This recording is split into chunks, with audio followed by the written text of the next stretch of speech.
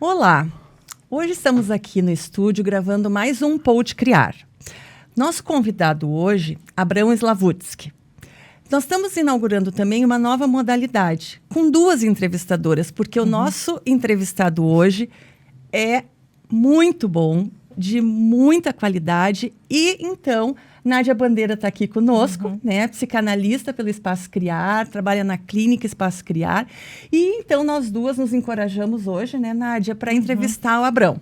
Abrão, te apresenta para nós. Bom... Eu vou fazer a apresentação formal daqui a pouco, mas quero te escutar um pouquinho. Até usando, né, o teu livro, o título do teu livro, Quem Pensas Tu Que Eu Sou? Então, quem pensas tu que és? Essa é uma pergunta que a gente faz ao longo da vida. E que tem muitas respostas. Ao longo da vida a gente vai mudando, né, a resposta. Né? Quantos que a gente já foi, quantos que a gente segue sendo, né? E quantos personagens tem dentro da gente, diferentes. Né? Então, o mais simples é, eu nasci no meio do Bonfim, quando o Bonfim era um bairro predominantemente judeu, e nasci silencioso, o que foi algo muito importante na minha vida. Eu até aos 4 anos não falei.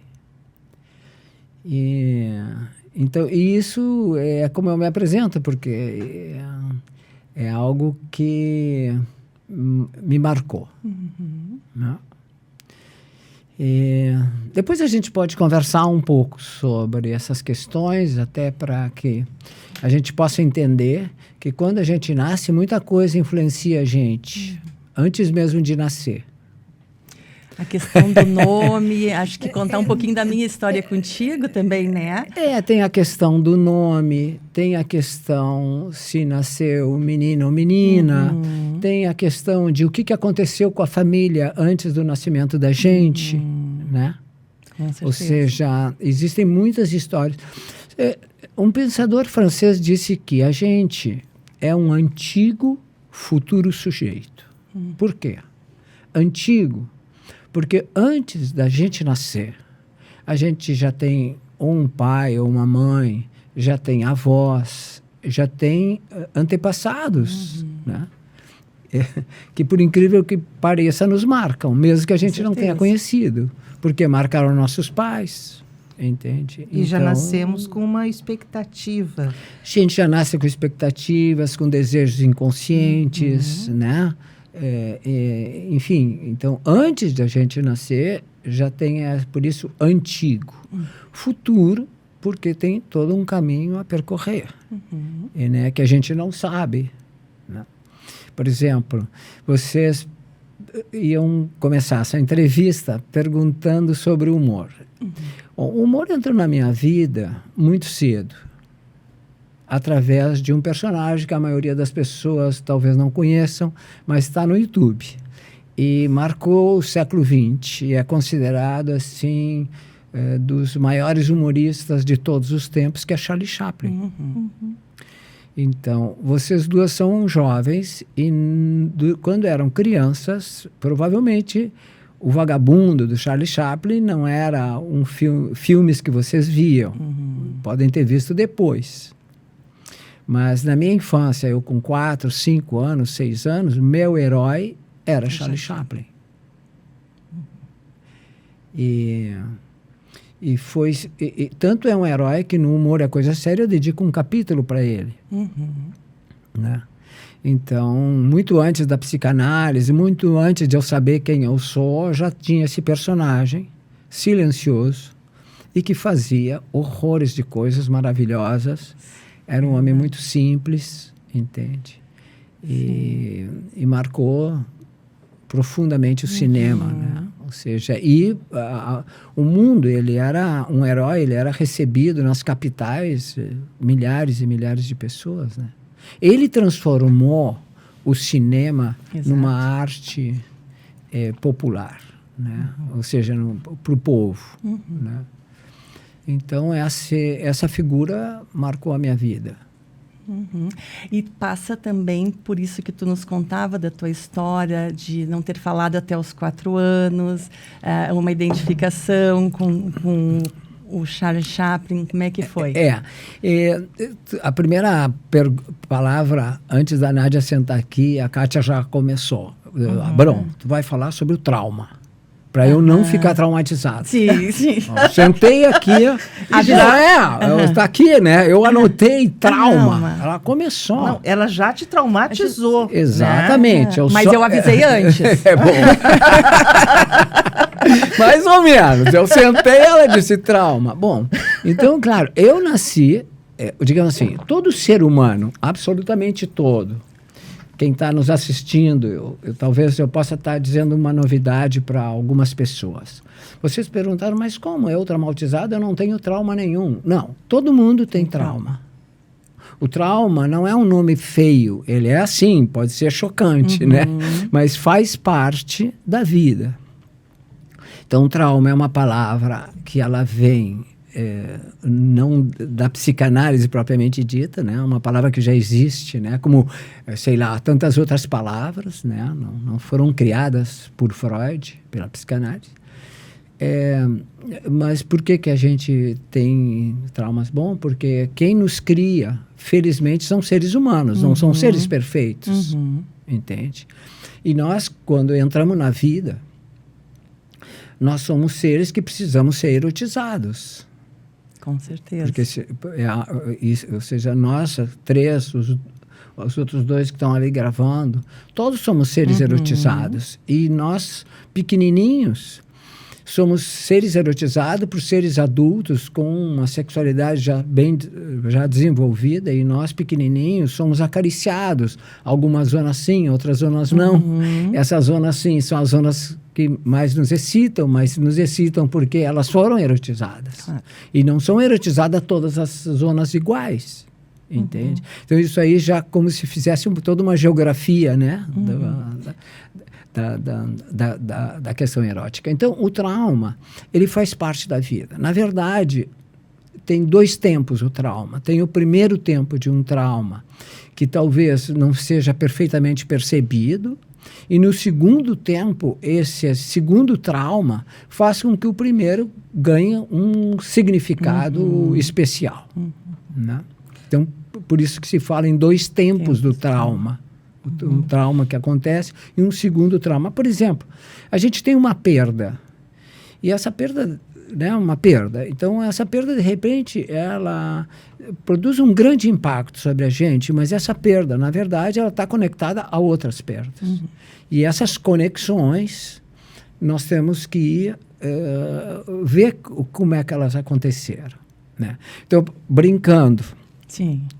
Eu nasci numa casa que 20 anos antes tinha morrido um menino de 10 anos que teria sido meu tio. Compreendesse? Então, essa casa, para mim, era uma casa mal assombrada. Eu não sabia que ela era mal assombrada. Mas tu criou essa... Mas não, eu não criei. Eu sentia, não só por essa morte, ou seja, eu sou um primeiro menino que aparece nessa casa, depois, 20 anos depois, mas toda a família foi traumatizada por essa morte, porque foi uma morte violenta, um acidente.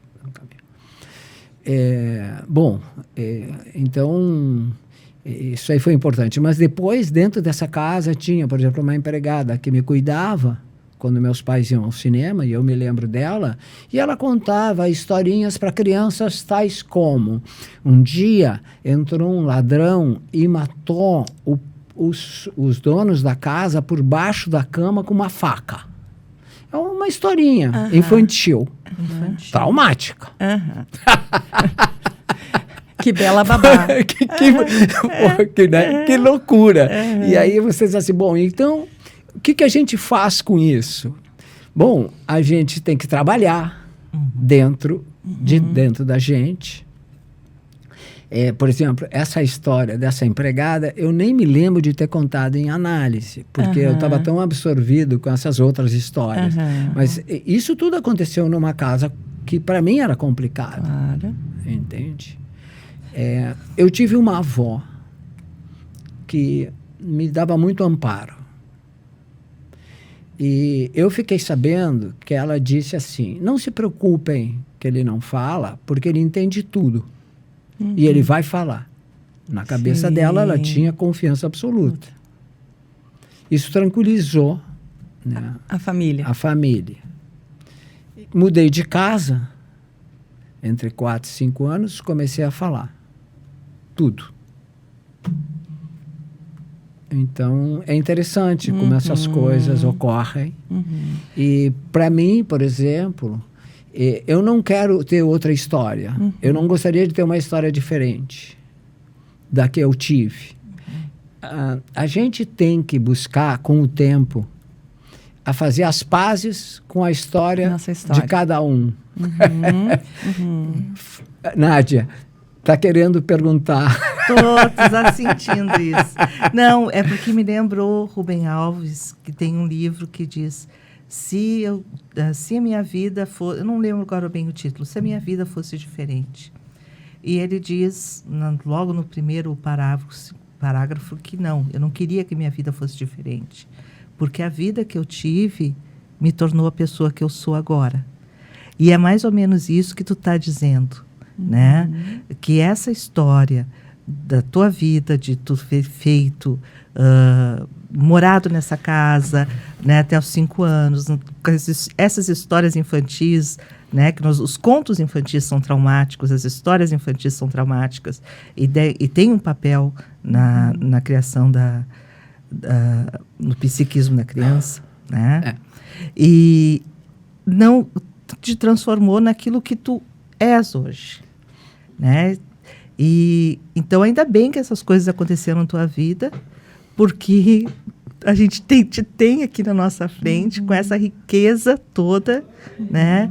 Que a gente tem vontade de ficar contigo o tempo todo e aprender contigo o tempo todo. Mas tu sabe que existe algo assim. Quem quer ficar com a gente também quer ficar com quem quer ficar com a gente. A gente não quer ficar com quem não quer ficar com a gente, claro. né? Digamos assim, né? Ou seja, eu nunca gostaria de ficar do lado de alguém que não quisesse ficar comigo. Bom, paciência, não quer ficar comigo, né? Vamos ficar do lado de quem gosta da gente. Mas sabe que é uma coisa muito interessante. Eu nasci numa casa com muitas mulheres.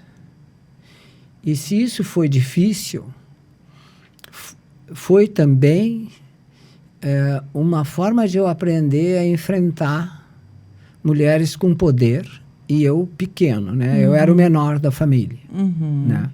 Então, mas eu tinha uma avó que, digamos assim, tinha uma relação comigo, um pouco como se eu fosse o filho dela, porque foi ela que perdeu o filho aos 10, que tinha 10 anos. Sim. Então, ela tinha comigo uma relação muito especial, onde eu era, por um lado, um pouco o filho dela, por um outro lado, eu tinha algo também do marido dela, porque eu tenho um nome, Abrão, que era o nome do marido dela. E ela, quando rezava toda sexta-feira, rezava pelo filho morto e pelo marido morto. Claro. A última cena que eu tenho com a minha avó é ela me apresentando no lar dos velhos, feliz da vida, rindo, e pela primeira vez me apresentava para todas as mulheres e para todos os homens que eu era o namorado dela. Olha. Bom, vocês não calculam a minha felicidade. O namorado da avó. O namorado da avó. Mas é uma declaração de amor. É uma declaração de amor com uma mulher já com 87 anos. Eu sabia, eu intuía que era a última vez que eu estava vendo ela. Ela já tinha tido muito edema agudo de pulmão, enfim, uma mulher, né, que já estava, né? E eu já estava em Buenos Aires. Eu vim nas férias, aí eu ia jogar futebol. Antes do futebol, eu estive com ela. Ela me apresentou como namorado dela pela primeira vez. Eu fiquei muito feliz. E ela também tinha uma outra frase que ela me dizia desde criança, que me ajudou muito nas piores horas da minha vida. Ela dizia assim para mim, de vez em quando, sem eu saber nada, e se inscrevendo em mim como um significante, ou seja, eu não entendia o que ela dizia. Ela dizia assim, feliz vai ser a mulher que vai casar contigo. Pô, tia, uma baita colher de chá da minha avó, né, tia? Pô, vai, assim, trabalhar a autoestima da gente, né? Claro. Ou seja, e aí, o que eu, criança, né, e tal, né? Sim. Aí, bom, durante uns 20 primeiros anos do casamento com a minha esposa, que é uma heroína, ela tá do meu lado há 50 anos, Olha. e eu do lado dela há Ela, 50 anos. Eu dizia para ela, olha, minha avó contou tal história, feliz, ela não falava nada. Ela escutava em silêncio. Ela era psicanalista, não dizia nada. Depois de uns 20 ou 25 anos, pela 15ª vez que eu disse, ela disse, ela tem razão. Olha, outra declaração de amor. Não, mas digamos assim, né? Depois de 25 anos. Mas foi muito esperta e muito sábia. Mas tu já tem 25 anos que tu já sabe disso. Pois é, tu sabe que eu acho assim, cada dia da vida, e hoje é um desses dias, eu tenho, assim, quando eu me acordo, eu disse, pá, hoje eu quero ser melhor que ontem, brincando, né? Claro, não vou ser melhor que ontem, mas assim, eu sinto que, à medida que o tempo passa, a minha vontade é de melhorar. Sim. Entende? E por quê? Porque isso faz tanto bem para mim, como faz bem para quem está à minha volta. Claro. Entende? E, às vezes eu tenho dúvida. Por exemplo, eu escrevi no Face essa semana. Ontem eu publiquei subidas e descidas. Um pouco que eu comecei a caminhar algum tempo atrás, influenciado por um analisando, que para o negócio de caminhar na rua, eu sempre ia numa praça caminhar, saía de carro para uma praça.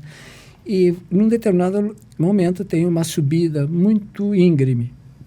Então eu comecei a pensar nessa brincadeira das subidas da vida e das descidas. Ou seja, esses momentos que a gente se sente, né, muito bem, momentos que a gente se sente mal, momentos que a gente está alegre, momentos que a gente está triste, e de como essas subidas e descidas fazem parte da vida de cada um de nós. Abrão, queria te escutar um pouquinho. Como é que a psicanálise entrou na tua vida? Tu falasse em Buenos Aires, né? Tu fosse fazer a formação lá. Conta para nós. Tu sabe que como é que a psicanálise entrou na minha vida é uma pergunta que a gente poderia passar muito tempo falando e conversando sobre isso, cada psicanalista, né? A primeira vez que eu vi o nome Freud, eu devia estar... Eu era adolescente ainda. E como adolescente, eu ia na casa de uma tia, onde tinham 2 primos que tinham bibliotecas, assim, boas. E na minha casa tinha uma biblioteca pequena ainda. E um dos primos foi e segue dentro da gente, né, o Moacir Scliar. E o outro irmão dele, o Fremir Scliar. Ambos tinham bibliotecas. A do Moacir, que era mais velho, era maior. E aí eu ficava olhando os livros, né, lendo as lombadas dos livros. E aí, na parte mais alta da biblioteca, eu via que tinham muitos livros com a mesma capa preta, e a lombada ali, que eu via, era vermelha. Aí eu tive que subir, né, um móvel e tal, para ver quem era, de quem era tantos livros assim iguais. Aí eu peguei um e aí eu sou apresentado pela primeira vez para o Sigmund Freud. Eu disse, pá, quantos livros esse cara, eu me impressionei, né? Bom, foi o primeiro momento, né, que eu soube que tinha, e nem sabia ainda a palavra psicanálise. Era um adolescente, Bom, com o tempo, eu conheci uma psicóloga uma vez, veio num lugar lá onde a gente trabalhava com crianças judias. Era um movimento cuja característica era que tinha que ver com Israel e tinha uma coisa também de um socialismo moderado. Então, nesse lugar, eu fui fazendo a minha formação cultural a partir dos 13, 14, 15 anos. E fui aprendendo coisas de psicologia, trabalhando com crianças. E, aos poucos, eu fui sabendo que uma coisa... Existia a psiquiatria, a psicologia, a psicanálise, mas eu não sabia que eu ia ser psicanalista. Eu não sabia o que eu ia ser, porque eu não sabia o que eu ia estudar. Eu não gostava de medicina, mas os meus pais queriam que eu fosse médico, e desde pequenininho eles disseram, não, tu desde pequenininho disse que tu quer ser médico. Bom, eles forçaram um pouco e eu aceitei, porque eu também não sabia o que eu queria ser. Um amigo meu fez ciências sociais, ciência econômica, enfim, eu estava um pouco perdido como bom adolescente. Acho que hoje, às vezes, estão mais perdidos ainda, porque estão tantas as ofertas, e a questão da maturidade é difícil, né, a gente definir um caminho. Então, quando eu entrei, por exemplo, para a medicina, eu não sabia que eu ia, o que eu ia fazer dentro da medicina. Mas surgiu um emprego numa clínica psiquiátrica para ser atendente, e eu achava que podia ser, eu fui. Mas aí depois eu entrei na medicina, tive que deixar. Mas quando termino o primeiro ano da faculdade, uma colega disse, olha, vai abrir inscrições numa clínica de psiquiatria infantil para ser atendente, tu não quer? Eu fui e entrei.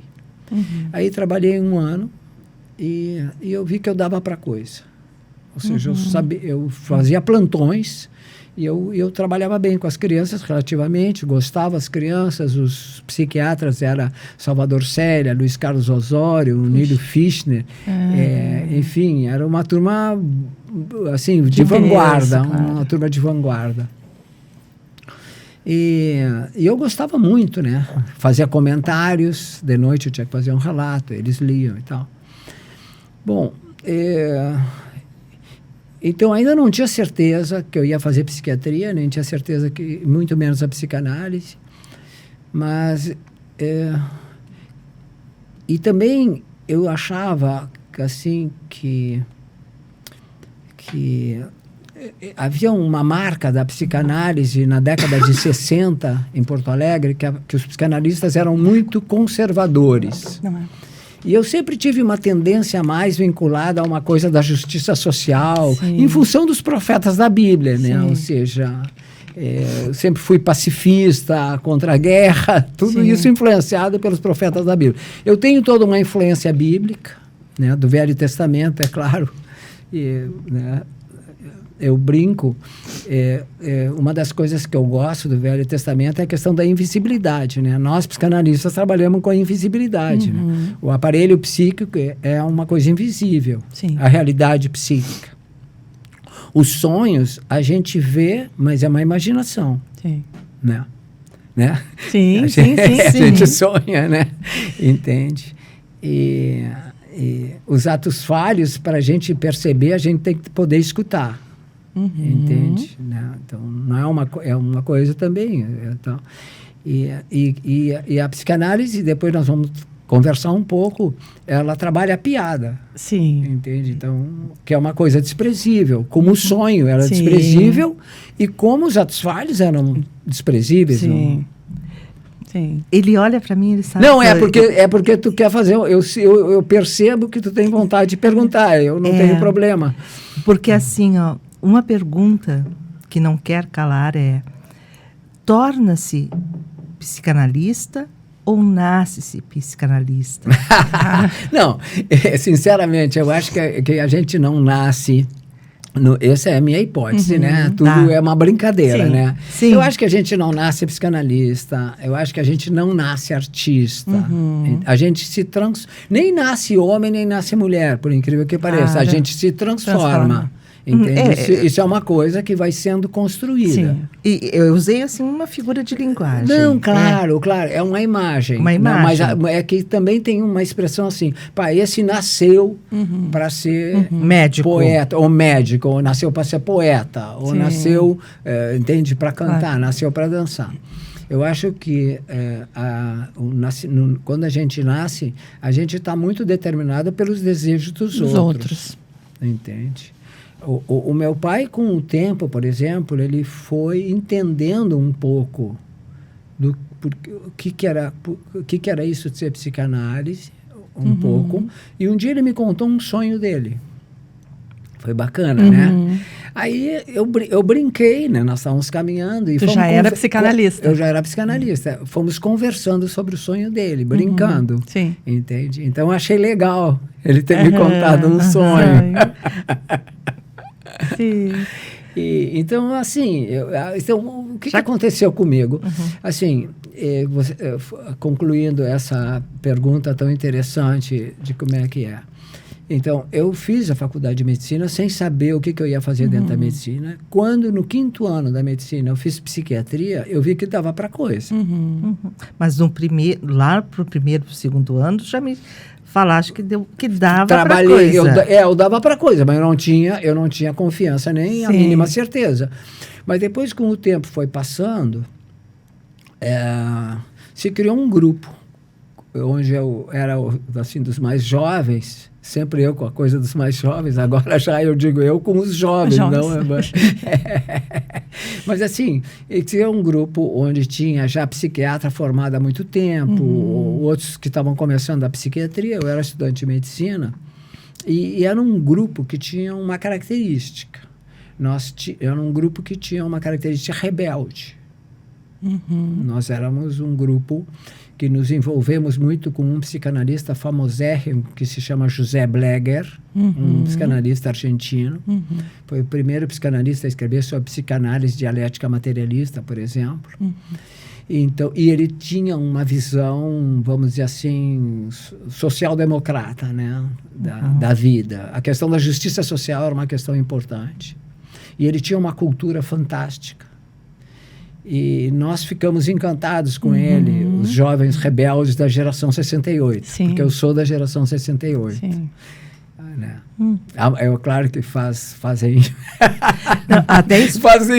fazem 65 anos. Sim. Até explica... Mais de 65, faz 67 anos o ano de 68, né? Muita gente não sabe o que é a geração de 68. A geração de 68 foi uma geração muito rebelde, uma geração de contestação, com muitos movimentos estudantis no mundo inteiro. Paris, Berlim, Rio de Janeiro, Nova York, né? As grandes cidades fizeram uma agitação fantástica, né? Mas foi uma rebelião onde mudou muito sobre as questões, por exemplo, sexuais, com mais liberdade. As mulheres começaram a se empoderar já lá. Sim. Acho isso importante para nós, homens, né? Ver as mulheres mais empoderadas, porque melhora a nossa relação e a gente se melhora, né? Junto às empoderadas. Mas eu já nasci numa família de mulheres empoderadas. Sim, sim. Como uma avó, uma mãe e 2 irmãs mais velhas, né? Judias, né? E judias. Bem lembrado. Bem lembrado. Muito bem lembrado, muito bem lembrado. E judias das antigas, né? Onde se discutia, o poder em casa era disputado pela minha avó e pela minha mãe. Claro. Mas ambas tinham uma boa relação com meu pai, né? Que era um homem mais silencioso, felizmente para mim, né? E o comportamento dele também me ajudou, entende? E nos conta, como é que entrou a questão do humor, psicanálise e humor? Bom, primeiro entrou o humor. Falei em Charlie Chaplin. Charlie Chaplin foi uma figura, foi um herói para mim. Então, eu como criança tinha nele um herói. E então o humor teve assim, questão do trauma. Sim. que a Nádia colocou essa questão, o que fazer com o trauma? Bom, essas dimensões traumáticas da minha vida foram aliviadas pela presença do vagabundo. O vagabundo, na sua forma simples, ele não falava, ele não tinha poder econômico, ele não era forte, ele era baixo. Um dia eu fiquei do lado do Charlie Chaplin, ele já tinha morrido. Não, ele não tinha morrido. Não, já tinha morrido. Ele já tinha morrido. No Museu de Cera. Cera. Claro. Né? Não, mas primeiro eu faço o impacto. Eu fiquei do lado do Charlie Chaplin. E fiquei do lado do Charlie Chaplin, abraçando o Charlie Chaplin, sem botar a mão nele, porque é um boneco, um homem de cera, né? Eu estava ali, não pode tocar.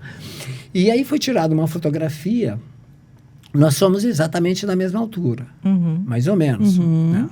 Naquela época eu era mais alto, então ele devia ter 1,64 m, 65.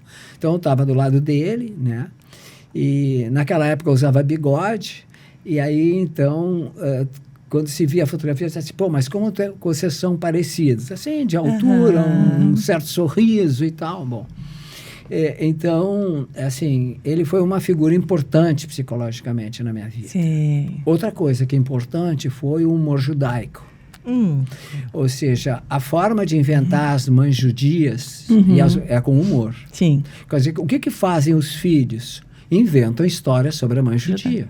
Eu não vou começar a contar porque vai ocupar todo o programa. Sim. Mas depois eu posso contar uma, pelo menos. Está entendendo? Uma, pelo menos, você vai ter que contar, né? Bom, fazemos um parênteses e contamos uma história de mãe judia. Mas é uma história. Eu vou deixar... Não é a tua. Não é a minha. E eu vou dizer uma coisa para vocês.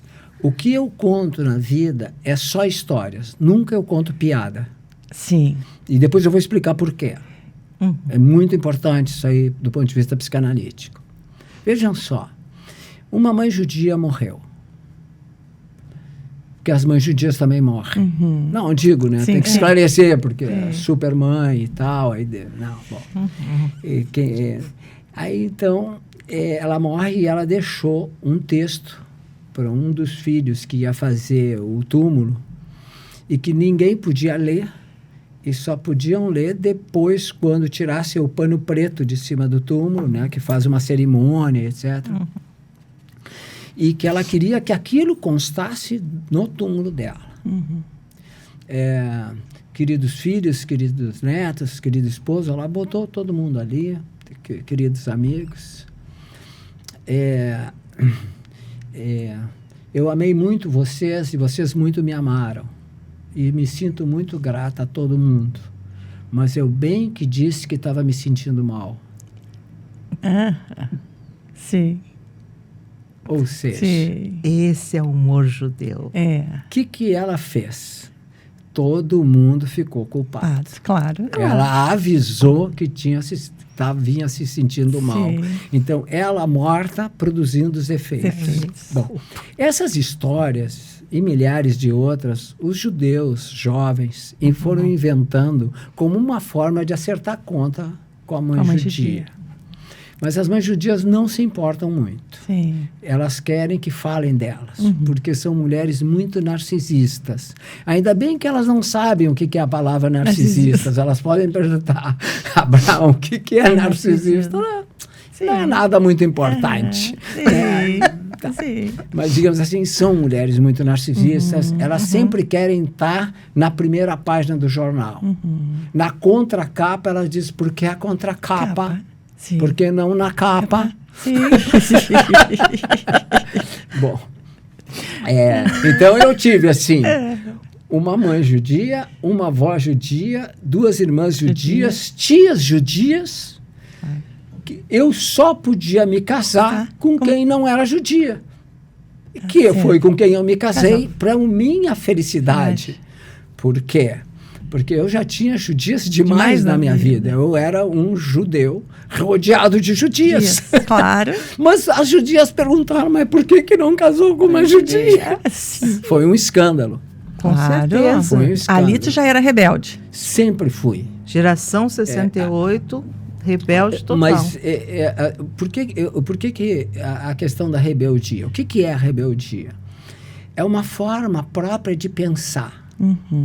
Por exemplo, Freud raramente é criticado pelos psicanalistas. Por quê? Ele é um gênio, ele foi um gênio, ele é um gênio, ele é a nossa referência. Mas ele cometeu erros capitais. E que muitos psicanalistas nem sabem, que ele analisou a Ana Freud no divã. E que ele tentou entender o antissemitismo através do livro Moisés e Religião Monoteísta e fracassou. Mas é um grande livro. Sim.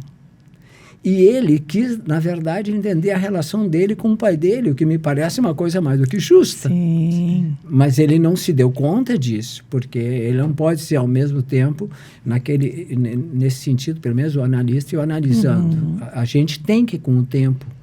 Mas Freud, bom, não teve nem quem analisou ele. Sim. Ele era o pai da psicanálise. É verdade. Essa é a dívida de gratidão que nós temos com ele. Mas nós temos que ter cuidado com essa dívida para nós não ficarmos repetindo só o que ele disse, o que ele escreveu. E eu te confesso que esse texto do Freud é traumático para mim. Eu tenho que ler, reler e vou reler muitas vezes. Mas é fácil. Então me conta. É fácil porque ele atacou o herói. E ele diz isso na abertura do livro, Moisés. Ele tira Moisés. Ele diz que Moisés não é judeu, que Moisés é um egípcio. Na verdade, Moisés foi um egípcio mas teria nascido de uma mãe judia, mas aí também pode se discutir. Mas na Bíblia ele nasce de uma mãe judia. E botam ele num cestinho para a irmã Miriam cuidá-lo, porque os filhos homens que nascessem, o faraó determinou que iam ser mortos. Sim. Entende? Então, por isso que eles queriam que a princesa... Né? Mas, Moisés é um herói judeu. Freud tinha um problema com os heróis acima dele. Shakespeare, para Freud, não era Shakespeare. Sim, é uma piada, né? Sim, sim. Não era Shakespeare, era um outro cara que teria escrito a obra do Shakespeare. Ou vários caras que teriam escrito a obra do Shakespeare. Ele chegou a colocar. A Nádia sabe. É isso aí. Então, vocês veem o conflito do Freud com heróis acima dele. Por exemplo, o Freud amava os poetas, amava os escritores, mas tinha conflito com os escritores. Sim. Mas ele dizia, os escritores, os poetas chegam antes de nós. Entende? Então, essa é uma ferida narcísica em Freud. Claro. Bom, ele era um gênio, mas também era humano. Um ser humano para nossa felicidade. Mas né? isso aí também nos alivia, né? Sim. Poder lidar com a castração, poder lidar com os nossos limites, enfim. E também, como é que a gente lida com tudo isso e que gera dor, trauma, limites, castração, e aí a saída pelo humor, né? Eu vou dizer uma coisa para o público que está nos assistindo. A gente sempre imagina que algum público vai ter. Nos assistir, né? Bom, a gente tem 2 já que estão ali, né? Sim. Eu fico controlando. Quando eles estão atentos ou não? Claro, com um olho. Quando o cara fica muito sério, meio abatido de não tá legal. Quando ele dá um meio sorriso de agora acertamos. agradando. E tem a família, né? Bom, tem uma analista que não aparece. Está atrás de um computador, mas o cara... Agora, não, tá ótimo. Não, a coisa é a seguinte, eu queria dizer para as pessoas que estão aqui nos escutando, nos assistindo. É uma delícia ser entrevistado por 2 psicanalistas, né? Porque elas já vão associando, já vão deixando a gente no lugar do analisando, se bem elas pensam que eu sou o psicanalista hoje, Sim. Elas mais me analisam do que qualquer coisa. Eu, por respeito às minhas entrevistadoras, eu não vou dizer nada sobre elas. Porque eu tenho muito carinho por elas. E me sinto muito grato aqui. E muito bem atendido. Sim. Elas me escutam. Pois é, falando em escuta, Abraão, lendo teus livros, né, que não são poucos, e que é muito instigante a leitura, porque não dá vontade de parar, tu conta das histórias como analisando, né? E são histórias lindas.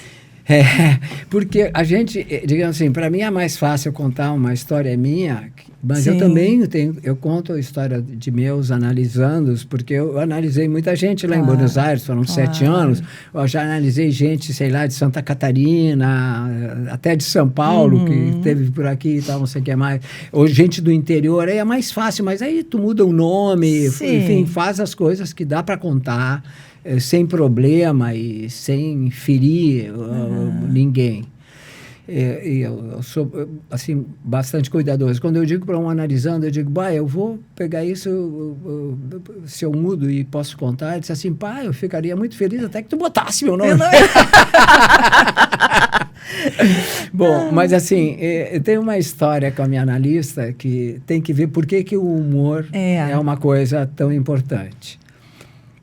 Minha analista, um dia eu fiquei sabendo, depois da análise, em primeiro lugar, era uma mulher bonita. Para mim, digamos assim, com o tempo, eu descobri que tem a beleza, assim, né? Adolescente, quando a gente vai se formando, que tem uma beleza dentro da gente, que ela é mais importante que a beleza exterior. Mas naquela época, eu era, assim, tinha 24 anos, e se ela não fosse bonita aos meus olhos, eu igualmente me analisaria com ela. Eu fui para lá sem saber.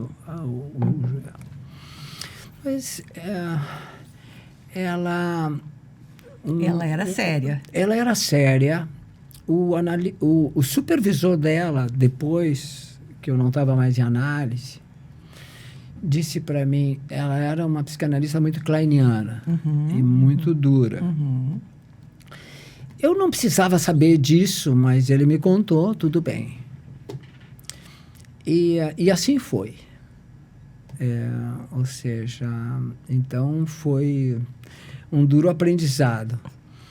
E durante 4 anos, eu diria para vocês que mais sofri. Mas sofri pelas minhas loucuras, mas também sofri um pouco pela dureza dela. Ela era um pouco seca, assim. Às vezes eu via que ela cometia uma falha grave, eu dizia para ela, ela nunca aceitava. E aí eu brigava, mas ela não aceitava, e aí eu parava de brigar, porque daqui a pouco eu ia para a rua. Sim. Ela ia mandar eu ir embora. Tal. Então, mas eu não queria deixá-la. Assim, eu nunca pensei em abandonar ela. Mas depois de 4 anos de análise, eu fui finalmente contar uma história para ela. Não minha. E a história que eu contei rapidamente foi assim, num grande congresso mundial de psiquiatria, essa é uma história que tinha acontecido lá em Caracas, com 5.000 psiquiatras. 2 americanos fizeram um trabalho chocante. Eles queriam provar que as pessoas, quanto mais relações sexuais mantivessem, mais felizes eram. E os americanos, tudo eles quantificam, não interessa a qualidade, né? Eles são quantificadores. Eles passaram 10 anos, fizeram 5.000 entrevistas e provaram, por A mais B, que isso era verdade. Bom, muito aplaudido. E eles disseram assim, vamos fazer um teste se essas entrevistas foram verdadeiras. Então, quem tem relações sexuais todos os dias, que levante a mão. Se levantaram a mão pessoas que ou mantinham ou não mantinham, mas levantaram.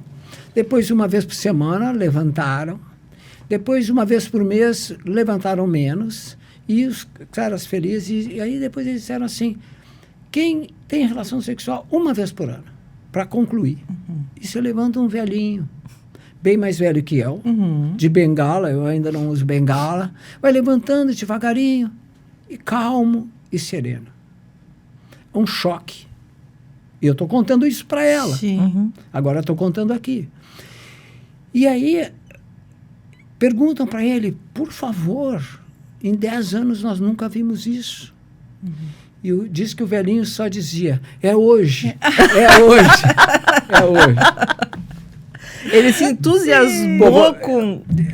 Era hoje, tia. Pô, o cara passou o ano todo, tá entendendo? Era hoje. Bom, quando eu digo isso para ela, e agora é que vem o melhor, a reação dela. Ela disse assim, tu tá me contando essa história porque tu pensa que eu sou velhinho? Aham. Sim, Provoquei, né? claro.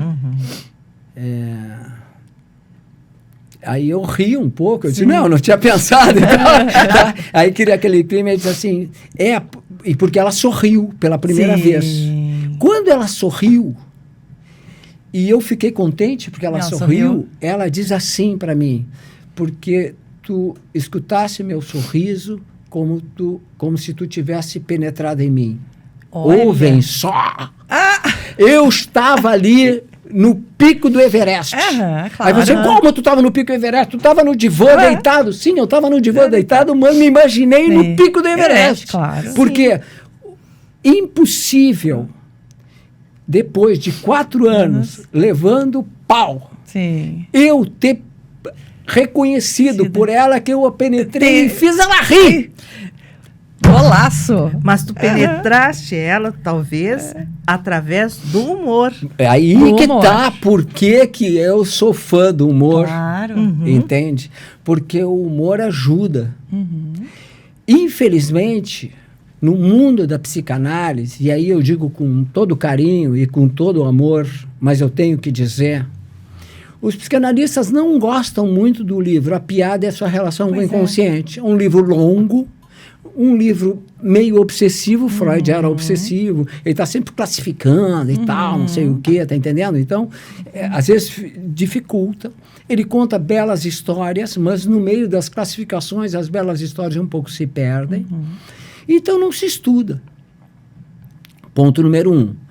Freud, 22 anos depois da piada de sua relação com o inconsciente, ele abandona a piada de sua relação com o inconsciente, coisa que ele não faz nem com os atos falhos, nem com sonhos.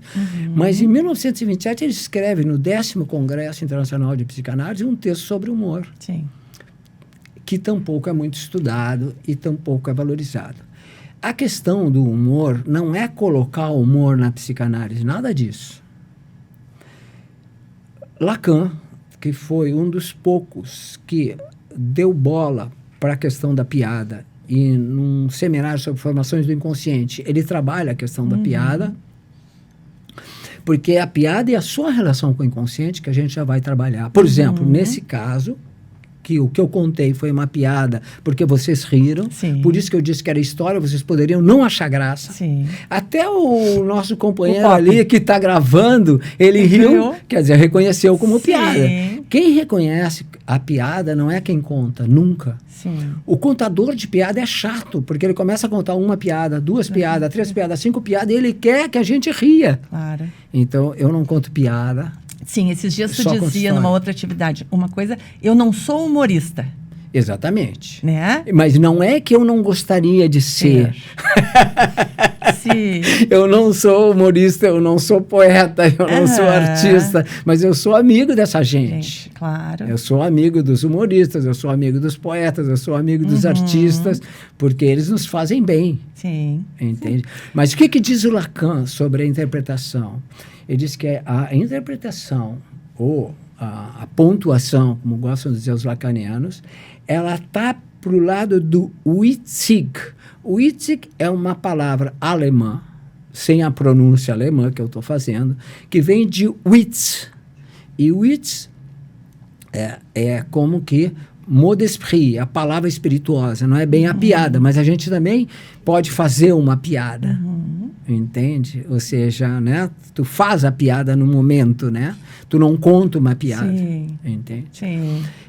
Por exemplo, quando a minha analista disse que eu sentia o riso dela como se ela tivesse, como se eu tivesse penetrado ela, agora quase que eu faço um ato Sim. falho, porque, claro, é sempre ela que me penetrava, Claro. entende? Ali inverteu a situação. Eu me mostrei potente diante de uma mulher muito dura. Claro. Não é assim para entrar.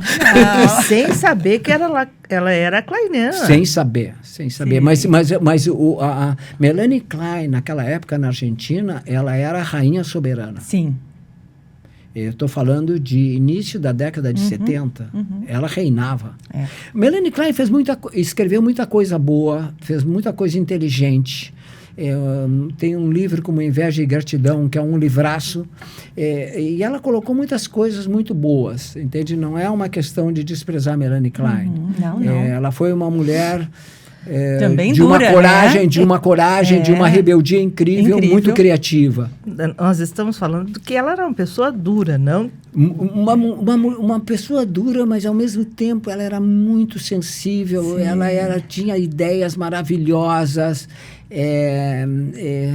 Tu sabe que por eu não ser kleiniano, eu não sou kleiniano, mas sou, porque eu também fui analisado por uma kleiniana. E o Ciro Martins, meu segundo analista, também tinha um viés kleiniano. Só que o Chaplin já fez eu ficar diferente. E o humor judaico.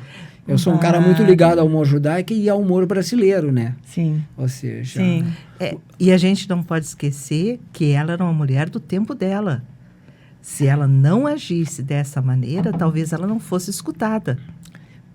Mas avançada também, né? Muito avançada. Ela se separou com filhos, enfim, foi para outro país. A Melanie Klein foi muito maltratada na IPA. É. Não deram nenhuma vice-presidência para ela. Ela nunca foi... Porque ela despertava muito ódio, muita inveja. E era mulher. A IPA levou 100 anos para botar uma mulher na presidência. A IPA tinha uma tradição machista. Então, a psicanálise ela foi muito dominada pelos homens, machista. Ela foi muito dominada por uma coisa muito obsessiva de como é que tinha que ser o tratamento. Ela foi dominada mais pelo sério do mau humor do que pela graça do humor. Dura em certa medida com as suas regras, enfim, né? Atualmente já tem outra imagem, ela começa. Eu sempre digo que se a psicanálise pudesse ser fotografada, ela não ia ser fotografada sorrindo. Sim. Mas algum dia vai. Vai sendo. A nossa foto aqui já vai ser uma foto de psicanalista sorrindo. Que sabem sorrir, né? Ou seja, eu acho que é uma coisa importante. Então, essa coisa que o Lacan disse, que a interpretação vai para o lado do ítico, do espirituoso, é porque quando alguma coisa do inconsciente chega no consciente, ela tem alguma graça. Não sempre, porque no pesadelo, por exemplo, a gente sofre horrores, entende? Mas tem muitas coisas que nos vêm que elas têm a sua coisa graciosa. Jocosa. Porque ela é desconcertante. Porque essa é a graça da piada. Irrompe uma coisa que é ou erótica ou agressiva, entende? De forma surpreendente. Pois é, quando nós, psicanalistas, temos um insight, até saindo da nossa própria análise, ou quando, analisando uma outra pessoa, a gente chega a uma interpretação, a vontade que se tem muitas vezes é abrir a porta e sair dançando, né? Porque é uma felicidade enorme. É uma conquista. É uma conquista, né? E aquilo que era duro vira uma coisa leve. Exatamente. A gente transforma. Isso que é uma coisa interessante, isso que tu está falando, né? A gente transforma um peso de um trauma, o peso de um sintoma em algo mais leve. No fundo, a gente poderia brincar. Existe um livro, 6 Propostas para o Novo Milênio, do Ítalo Calvino, que eu recomendo. E a primeira é sobre a leveza, que eu li muitas vezes, porque é bastante denso e bem interessante. E ele diz que toda a tarefa dele como artista, como escritor, foi tirar o peso das palavras. Não que ele não gostasse das palavras pesadas, mas a possibilidade de fazer algo mais leve. Aí eu pensei assim, mas quando um psicanalista, ele não vai vendo se eu analisando melhorar. E agora eu falo de analisando. Se eu falo de paciente aqui com vocês, isso é uma coisa antiga, né? Mas o que há muitos anos eu já venho falando, e vou explicar por quê depois, é analisando. E não paciente. Sim. Porque o paciente é uma coisa do médico e do paciente. Sim. Então, nós somos analistas e temos analisandos. Bom, E além do que, esse analisando, às vezes pode ser o analista, sem ele saber, porque ele fala uma coisa da gente. Porque o analisando vai conhecendo o analista e vai conhecendo também o analista e, bom... Então, o que eu estava dizendo assim para vocês é assim, me parece uma coisa muito interessante isso de diminuir o peso e de fazer com que a vida possa ser um pouco mais leve.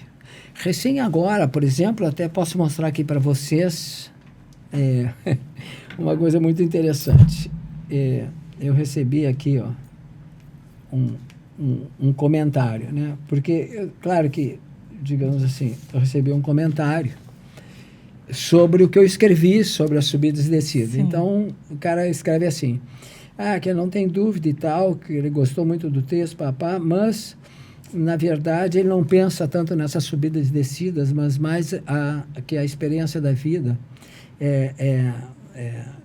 a vida é uma porrada, uma atrás da outra. A vida é uma porrada, uma atrás da outra. E, enfim, e aí vai, né? E ele disse que quanto ao presente, o futuro não ilumina nada, e atrás, pai, bom. Aí eu digo assim para ele.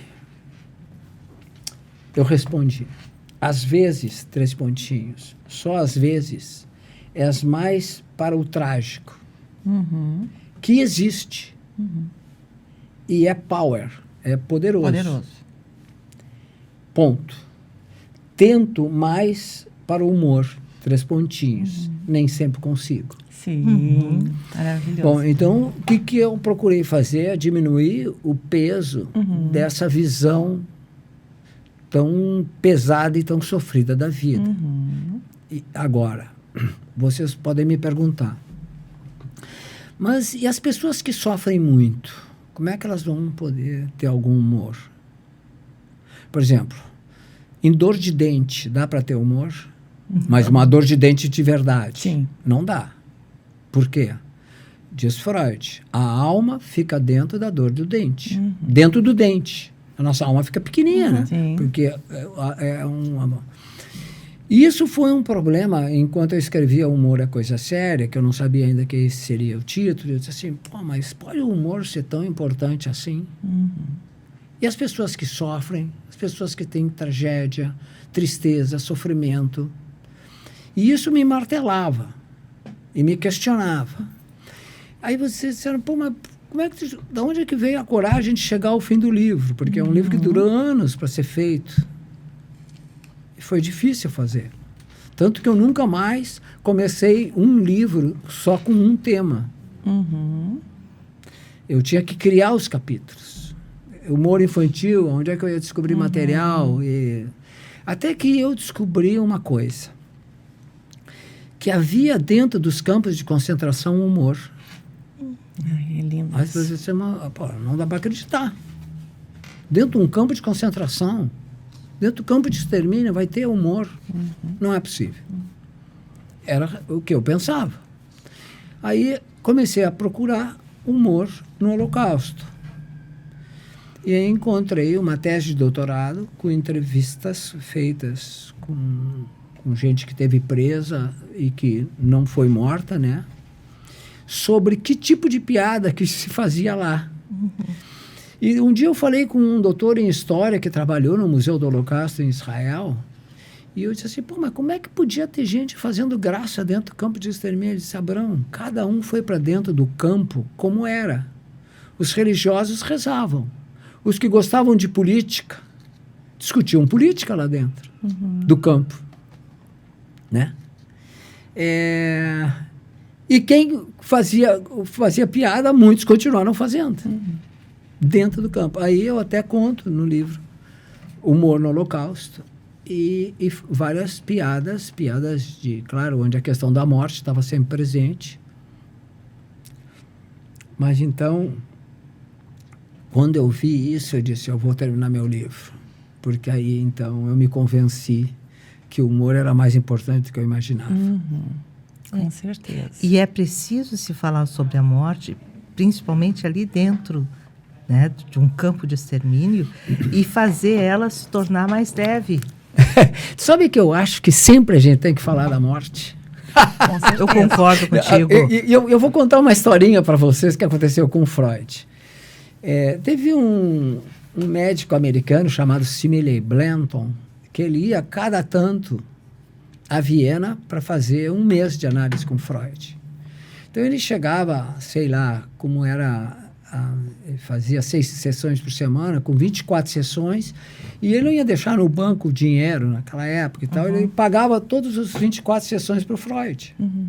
Quando o Freud recebia, o Freud dizia assim, olha, eu quero te dizer uma coisa, esse dinheiro eu vou deixar com a minha mulher. Se eu morrer, as sessões que eu não tiver te dado, tu vem buscar com ela.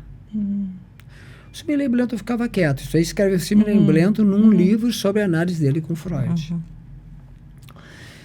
Passa 2 anos, ele volta de novo, mesma coisa. Na terceira vez, o Simile Blanton fica angustiado. E diz para o Freud, por que tu sempre fala na morte? Sim. Porque nós temos que falar. Claro.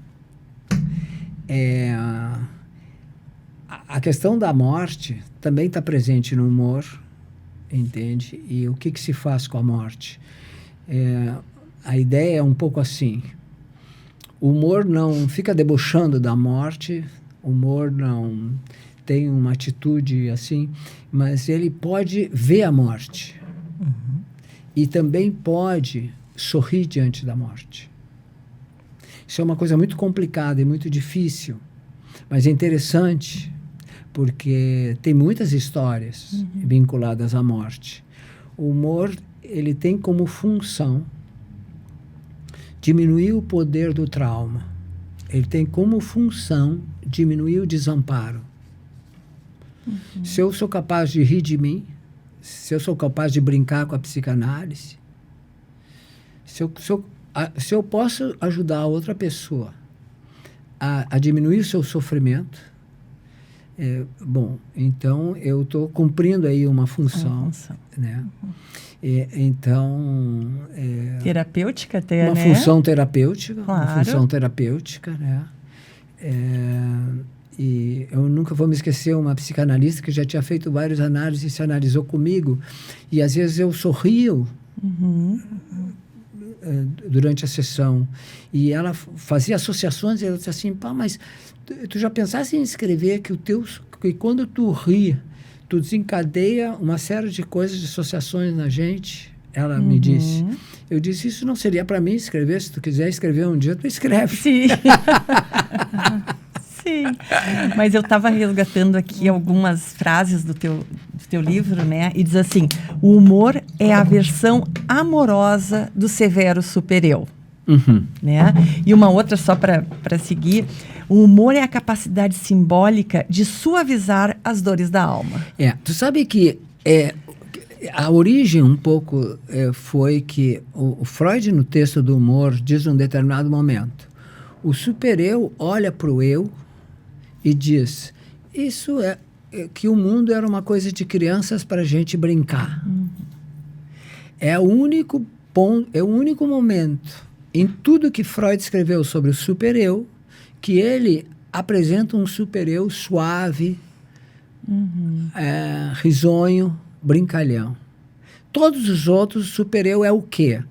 O super-eu, ele é severo, ele é crítico, ele é malvado, ele é cobrador. E tirânico. Tirânico. Mas o super-eu, ele tem uma função fundamental, porque ele bota limite na gente. As pessoas sem limites que matam, as pessoas sem limites que torturam, as pessoas sem limites que roubam deslavadamente, são pessoas nos quais há problemas nesse super-eu. Compreenderam? O super-eu, ele tem uma função social fundamental. Eu digo assim, o que seria... O super-eu tem um ideal de eu, né? O que seria o ideal do super-eu? Um super-eu no qual pudesse conviver o rigor da lei.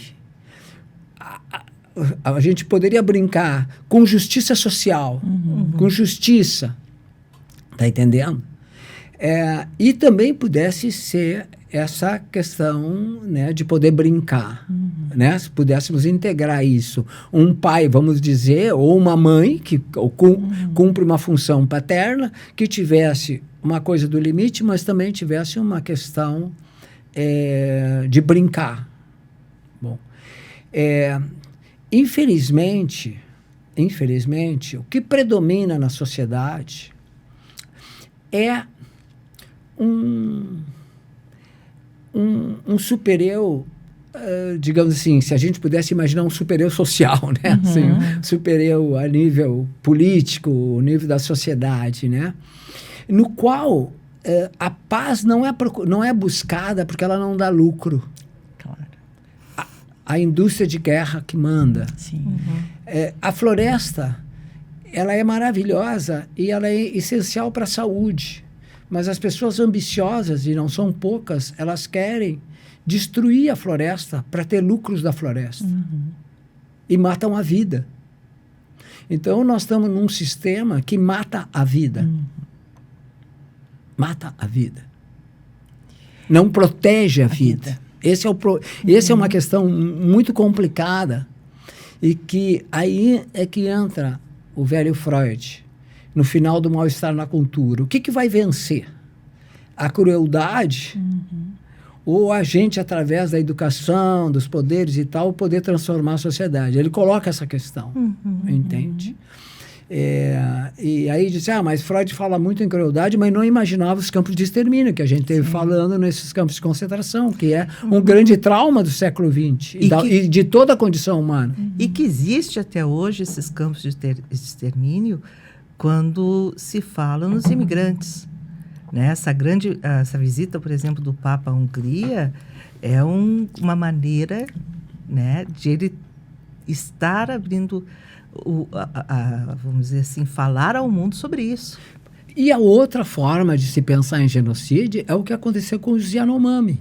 Sim. Eu tive estudando os Yanomami um pouco, e é horrível o que fizeram com eles. Porque lá naquela terra tem muitas pedras preciosas, tem muitas coisas, e ouro dentro da terra, entende?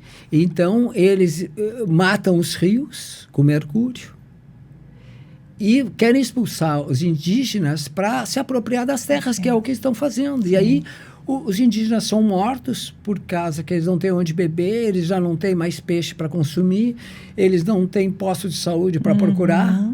Sim, eles estão empurrando isso. Então, vocês veem, Claro. Ou seja, são questões que elas não são questões puramente políticas, são questões da sobrevivência da humanidade. E não entende? Isso é um problema muito, muito grave. Abraão, a gente estava falando a questão do narcisismo, né? Tocasse assim algumas questões do super-eu. Pensando nisso na sociedade atual, né? Da nossa cultura, nós estamos vivendo de uma forma mais primitiva, né? E por onde anda a psicanálise e qual é a contribuição que a psicanálise pode dar aí? Eu estou rindo. Para não chorar. Não. Essa pergunta da Kátia foi... Nenhuma sensação. Tu não me produziste nenhuma tristeza. Pelo contrário, eu estou rindo, porque é uma questão muito ampla e muito importante. Sim. E é importante que o que eu vá dizer mantenha a pergunta. Sim.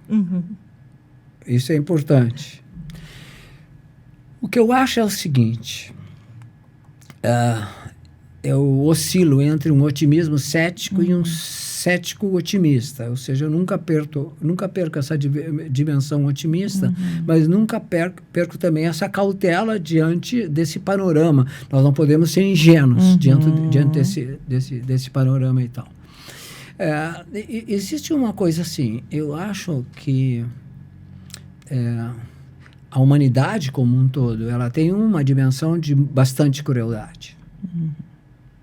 E essa questão de bastante crueldade, que a gente vê na guerra da Ucrânia, que a gente vê no Brasil com os indígenas, que a gente vê com os negros, que a gente vê com os pobres, entende?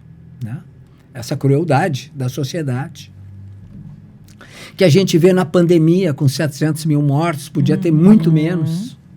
entende? Questão da vacina, etc. Bom, essa crueldade, ela faz parte da condição humana. Não adianta brigar contra a crueldade, Sim. porque ela faz parte da condição humana. Ela não vai ser eliminada. Ela da não é condição. desumana. Assim. É chocante isso, né? Isso é humano. Um dia eu escrevi assim, a crueldade é humana. Uhum. Bom, mas o que me parece importante é o que nós podemos fazer diante dessa crueldade. Então, nós podemos pensar que há 2 caminhos possíveis. Um é a da distopia, que é a destruição da vida. Então, a distopia Fahrenheit 451, do Ray Bradbury, né? Que estão lá, né, um grupinho recitando os livros de memória porque os livros foram queimados e tal, tá entendendo? Numa sociedade do futuro. Admirável Mundo Novo, do Aldous Huxley, ou 1984, George Orwell, que também estão visões distópicas da sociedade. Então, eu aprendi a estudar a utopia de adolescente junto com a distopia, porque assim me foi dado, eu nem sabia, o nome distopia não se usava naquela época, que é uma sociedade distópica, seria o oposto da utopia, Claro. ou seja, que é a questão da destruição. Eu acho que que a psicanálise, felizmente, cada vez mais participa da cultura.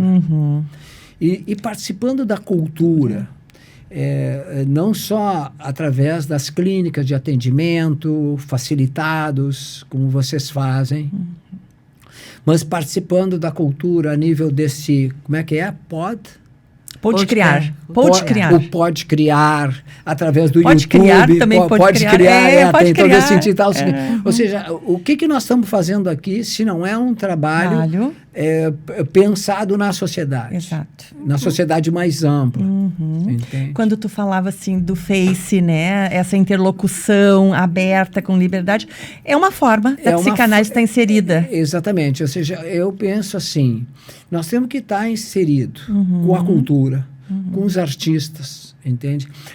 Só para citar uma coisa maravilhosa, como o Caetano Veloso disse, escutando um homem como Chico Buarque de Holanda, nossa autoestima como brasileiro tem que melhorar. Sim. Ele disse isso, Caetano. Sim.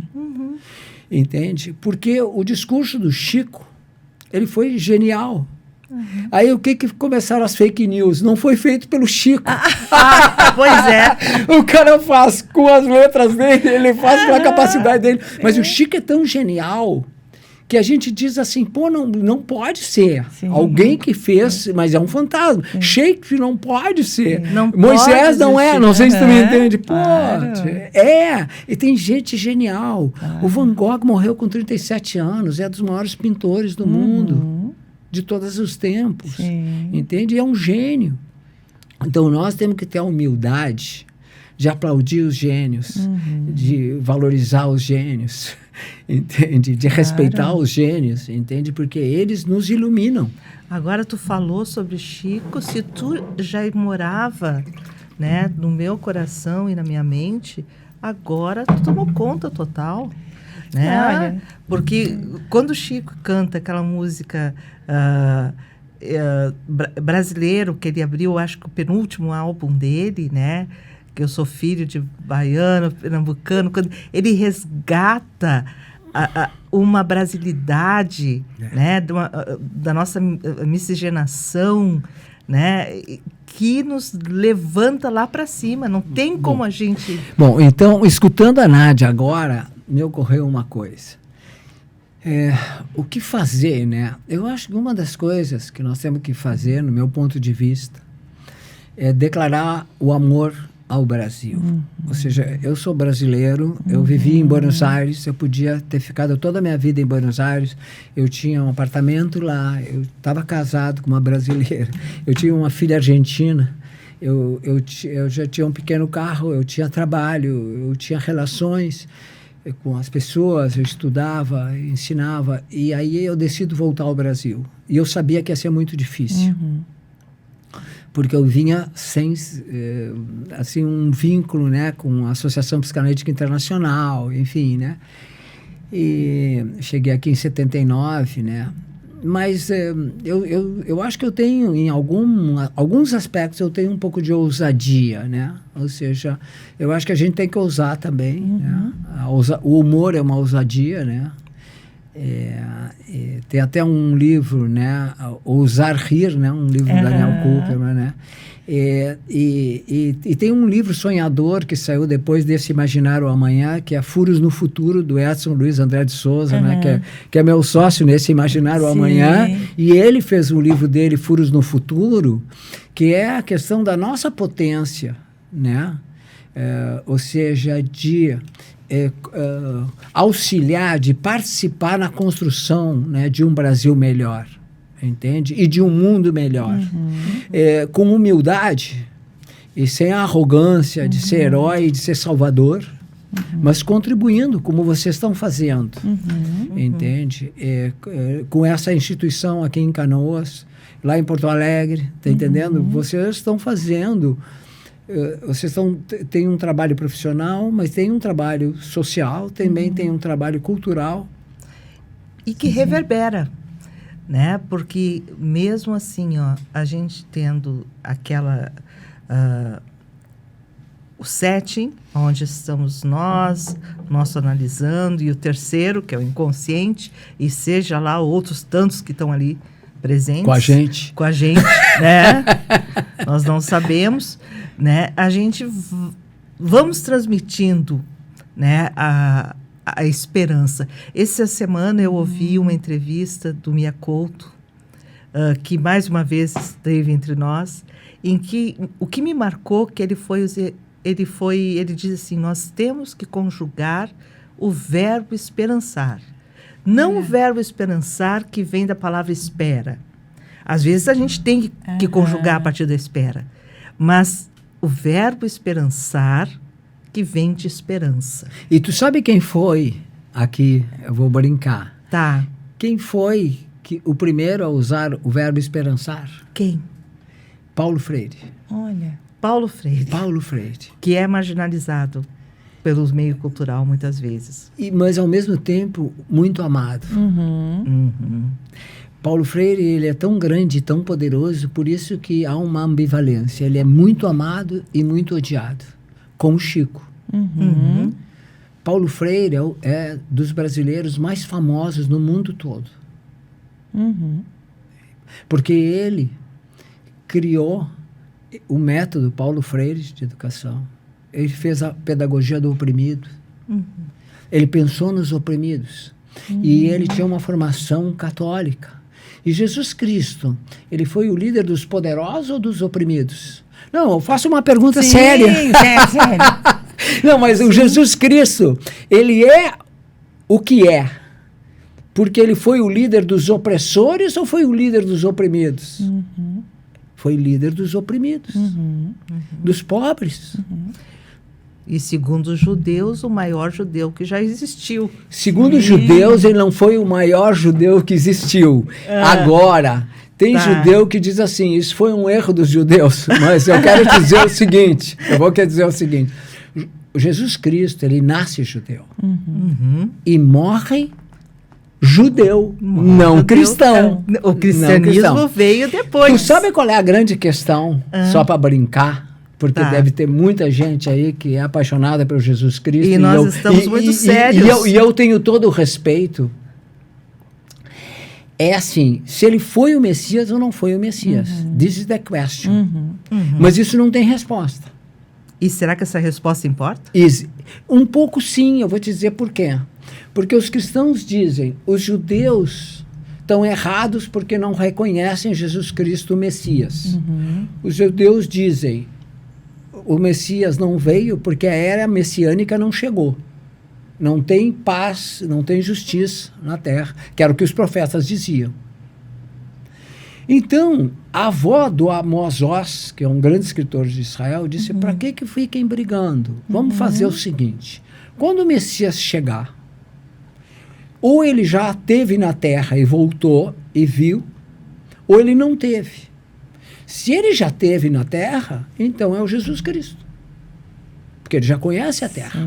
Se ele não teve a primeira vez que ele chega, aí então Jesus Cristo não foi Messias. Mas até isso acontecer, vamos esperar.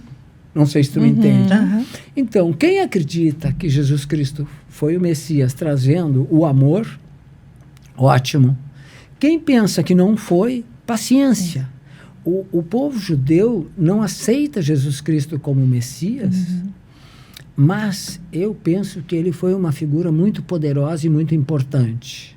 Então, se alguém me diz, para mim, Jesus Cristo foi o Messias, eu digo, mantenha a tua fé. Não tem por que mudar sua fé. Não tem por que um cristão deixar de ser cristão. Nem por que um judeu deixar de ser judeu para virar um cristão. Se bem tem muitos judeus que viraram cristãos. E às vezes até tem cristão que quer se converter para ser judeu. Entende? Sim. Mas eu acho que a gente pode conviver, porque o Velho Testamento, que para os cristãos é velho, porque tem o Novo, e para os judeus que é o Testamento. Mas essa é uma questão muito complicada, que nos levaria para um outro tema, que são as raízes do racismo e do antissemitismo, porque o tema do racismo é um tema muito importante. Me cobrem, eu devo escrever para o segundo semestre um pequeno ensaio chamado As Raízes do Racismo, onde eu quero tratar a questão judaica e a questão dos negros. Fazendo um paralelo. Me cobrem.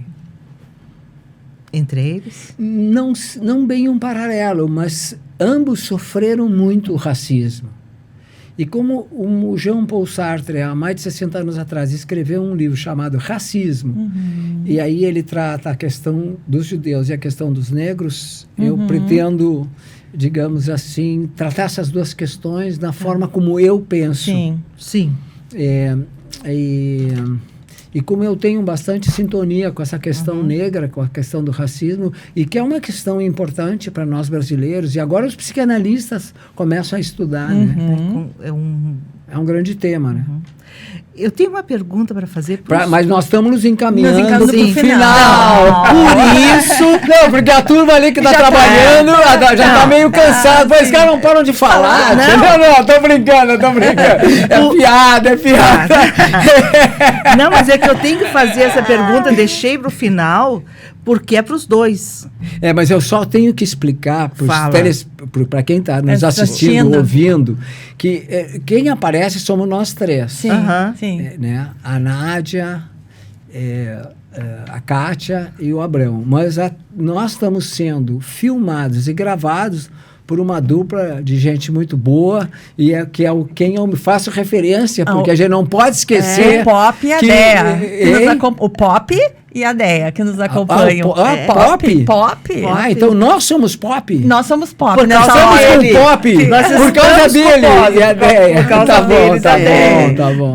A gente nunca pode esquecer de quem está atrás de... ao nosso lado. Atrás no divã? Atrás no divã. Ela me provoca. Então. Mas a pergunta que eu vou fazer é o seguinte. A Kátia foi minha supervisora. E é até hoje. E ela sempre me diz, a saída, muitas vezes, é pelo humor. Dona Kátia, doutora Kátia. E daí, assim, com quem tu aprendeu isso? Pois então. Não sei se foi comigo. Pois então. É uma coisa tua, né? Mas então, a nossa história... O Abrão foi um dos meus primeiros coordenadores de seminários na formação psicanalítica no Sigmund Freud. Né? Ia lá no consultório dele, com o grupo todo, na formação. E uma das coisas que me marcou muito, e eu disse esses dias na nossa aula inaugural, é que ele se ocupava, na ocasião, muito com a força do nome próprio de cada um de nós, né? E que sentido tinha, que remete à história, como tu falasse hoje, né? Todo o sentido que tem isso em quem somos hoje, né? Então, quero te dizer, assim, que gostei muito da tua apresentação, né? Eu acho que tu disse muito quem tu é, não dispensa a apresentação formal. Eu queria só que tu contasse um pouquinho, assim, muito interessante, porque eu peguei esse livro emprestado, porque está esgotado, né? Tu me Até emprestou. 31 de maio, e tu disseste que eu não falei o ano. E daí eu disse, bom, eu não sei se eu vou devolver, porque está esgotado. E daí tu, seriamente, na mensagem, tu me disse, tu tens ele até 31 de maio. Eu disse... Pra botar um limite. Quadrado, mas eu não botei o ano, ela disse. E daí, a primeira coisa que eu disse hoje pra ele, eu disse, olha, tu não dissesse o ano. É verdade, Né? é verdade. Então, mas aqui, Abrão, eu precisava, Porque né? já que eu fui grosso, deixa eu ser fino também. Não, digo assim, até 31 de maio, mas não botei. Mas aí eu tinha a curiosidade de poder ler um pouco sobre ele, né? Antes do nosso Post Criar, mas era impossível ler todo, né? E sem querer, querendo ou inconsciente fala, eu abri na parte das tuas análises. Foi totalmente ocasional, assim, foi sem querer. Eu queria que tu contasse um pouquinho da tua segunda análise, que foi linda. Bom, eu vou ser breve. Breve. Por que eu escolhi o Ciro Martins? Porque eu fui a Buenos Aires num momento fazer uma série de sessões, 10 sessões em uma semana, 5 dias. Era uma no início da manhã, outra no final do dia, com o Fernando Joa. Quem foi Fernando Joa? Fernando Joa foi um psicanalista que trabalhou muito sobre vários temas, mas um deles ele trabalhou sobre direitos humanos, trabalhou com as mães da Praça de Maio, ele trabalhou com o grupo Lelutier, que é um grupo que faz humor e faz música também. E, às vezes tinha problemas do grupo, ele se reunia com o grupo para conversar e para trocar ideias. E foi um analista muito interessante e me ajudou nessas 10 sessões. Mas isso foi na década de 80, lá por 80 e... Eu fui por lá... E por 86 que eu tive lá. Eu sei porque ele disse assim, para te analisar em Buenos Aires é fácil. Quero ver tu te analisar em Porto Alegre. Tu tem que conseguir um analista em Porto Alegre. Ele colocou esse desafio. E aí... eu tinha um problema, né, por causa dessa história da IPA. Bom, aí eu disse assim, mas quem é que eu vou achar em Porto Alegre? Aí um dia eu li no jornal um apoio do Ciro Martins ao Décio Freitas, que é um historiador, que ele era candidato a deputado federal. E aquilo me impressionou. Um psicanalista apoiando, né, um cara para deputado federal, assim, apareceu no jornal esse apoio, porque o Ciro Martins é um cara conhecido e tal. E eu achei agradável essa posição do Ciro Martins, e coisa de escritor, eu já tinha uma vez conversado com ele. E aí eu fui para o Ciro Martins e disse, Ciro, eu gostaria de me analisar contigo, etc e tal, papá. Aí eu disse, conta, bom, primeira entrevista, contei um pouco a minha vida. Naquela época já tinha 3 filhos, que é a quantidade de filhos que eu tenho, e estava casado e tal. Falei, disse assim, mas a tua vida tá... Não sei para que tu quer te analisar assim, ele me questiona, né? Eu disse, justamente por não ter nada urgente, eu acho interessante eu poder me analisar, porque já faz uns 10 anos que eu não me analiso. Bom, aí começamos... E a gente ficou 1 ano, 4 vezes por semana, né? E eu me dei muito bem com ele. Ele era já um homem, tinha o dobro quase da idade da minha analista, mesmo com a formação que ele era um cara mais solto, mais descontraído. E teve um momento de muita tensão na análise. Porque nessa coisa da minha rebeldia, às vezes eu questiono e tal, né? E eu estava lá falando, e no momento ele disse assim, porque na nossa sociedade, e seguiu falando, mas como se eu fosse da Sociedade Psicanalítica de Porto Alegre. Aí eu disse assim, não, mas eu não sou da sua sociedade. Ou seja... E aí mas eu já disse isso em tom belicoso, em tom de início de uma briga onde eu estava dizendo que ele teria que me respeitar como psicanalista, que não estava na IPA, não tanto da IPA. Naquela época não tinha sociedade brasileira, não tinha nada. Nem os grupos lacanianos estavam começando. E tal. Mas aí ele me respondeu da seguinte forma. Ele disse, mas esse pode ser o meu desejo. Ele interpretou o desejo dele. O desejo dele de eu... Ser da sociedade dele. De eu ser da sociedade dele. Né? Ou seja, bom. Aí eu fiquei calmo e fiquei feliz porque ele me desejava. Né? Me senti desejado e não atacado. Porque o meu comportamento diante do que ele falou foi um comportamento persecutório. Eu fiquei perseguido. Aí ele dissolveu minha perseguição dizendo, eu te amo. Bom, o que eu escrevi aí nesse livro tem desenvolvimentos, porque o analista, ele brinca, porque ele se analisa uma vez, depois se analisa de volta, depois repensa. Quando ele disse, porque na nossa sociedade, ele e eu formávamos uma sociedade. Analista analisando, são dois, são mais de um.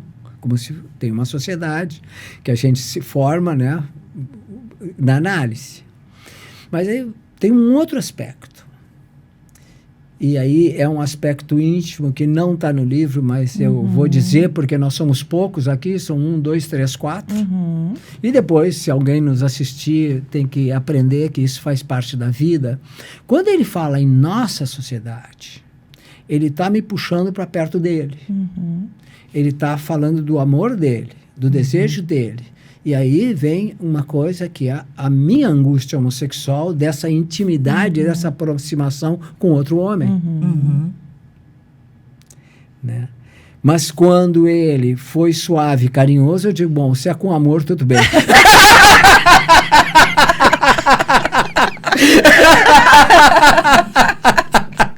E aí se criou, obviamente, claro, um clima sensacional, tá entendendo? Ou seja, e aí tu vê só a coragem que ele teve. Eu propus para ele que a gente fizesse um livro sobre a vida dele. E não tá aqui em cima dessa mesa, que é para início de conversa. E aí, depois de ele me analisar, eu passei 2 anos eu fazendo as perguntas sobre a obra e a vida dele. E tinha horas que era evidente que apareciam problemas. E aí eu dizia assim, olha, Cira, aqui eu tô vendo assim, mas tu fala se quiser, né? Pô, eu tô todo cuidadoso, né? Mas foi sensacional o trabalho com ele. Foi sensacional. E sensacional o trabalho que tu fizesse também com ele, né? Depois na história, com a doença, os encontros nas quartas-feiras. Mas aí isso não aparece aqui. Claro que apareceu. Aparece. Claro, eu li tudo. Tu sabe que eu retomei essa história do fim da vida dele? Eu retomei essa história agora, num trabalho que vocês não leram, que se chama Aprendendo a Envelhecer. E sabe por que não leram? Porque é só para as pessoas mais velhas. É só para as pessoas mais velhas que eu escrevi. Aprendendo a Envelhecer. Eu escrevi agora. E sabe onde é que saiu publicado? Para minha alegria, e espero que para a alegria da instituição, na revista da Sociedade Psicanalítica de Porto Alegre. Eu achei bonito. Foi, tu falaste. Eles me convidaram.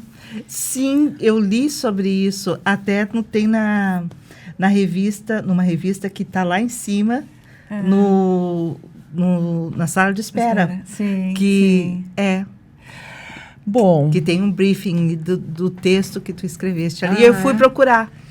Porque o termo do envelhecimento é uma coisa que me interessa muito. Nos toca, né? Nos toca, eu trabalho muito com isso. Sim.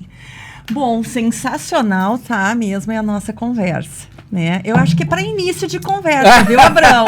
Eu tô achando que é para início de conversa, né? Precisamos de mais sessões, sabe? Eu acho que tu precisa de 2 sessões por semana, no mínimo. Com 2 analistas.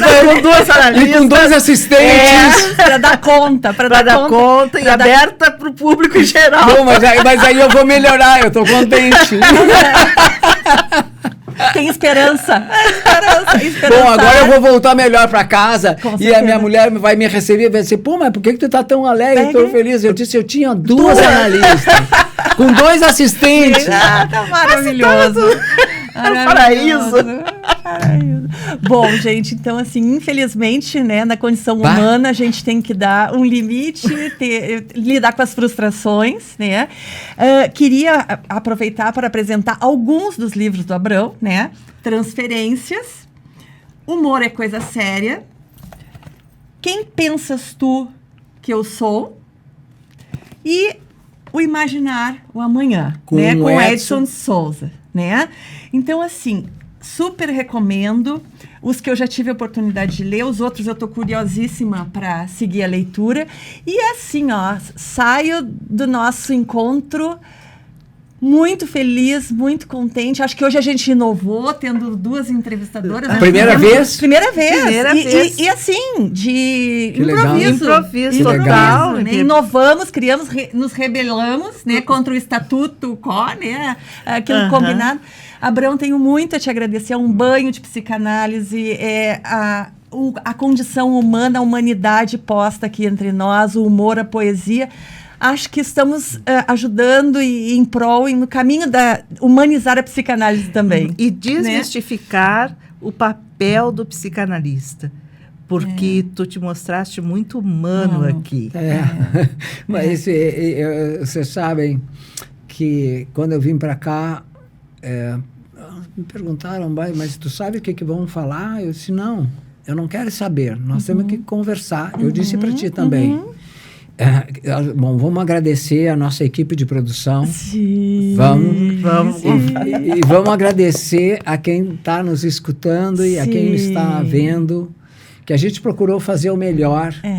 E espero que a gente tenha conseguido, se não fazer o melhor, a gente tentou fazer o que fosse mais alegre e agradável, mesmo nos temas mais sérios e difíceis que as 2 queridas entrevistadoras fizeram. Sim. Muito obrigado. Nós que agradecemos, um prazer imenso. Muito obrigada. Obrigada.